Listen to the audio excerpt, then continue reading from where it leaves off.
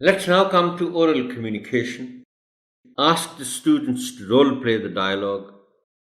This is on page 25 of the book and SLO number 14.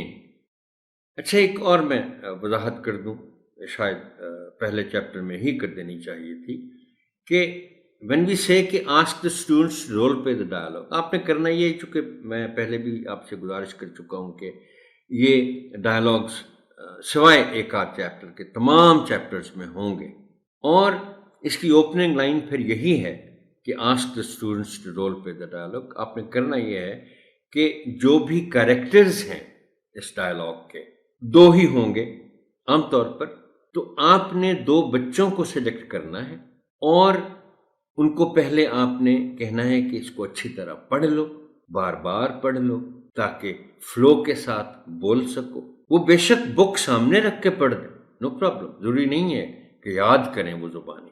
تو پھر دونوں بچوں نے وہ چونکہ رول پلے کرنا ہے، انہوں نے کرداروں کی زبان بولنی ہے، تو یہ آپ نے ہر چیپٹر میں جو ڈائلاگ ہے اس کو آپ نے بچوں سے رول پلے کروانا ہے، اور پھر ان کے لہجے میں اگر کوئی کمی ہے، ان کے پروننسیشن میں کوئی کمی ہے، اور ان کی جو باڈی لینگویج ہونی چاہیے وہ بھی ڈائلاگ کے مطابق ہونی چاہیے۔ I'm going to read out this dialogue for you. Sana: Assalamu alaikum. How are you, Rida? Rida: I'm fine, thank you. Sana: Why didn't you come to school yesterday?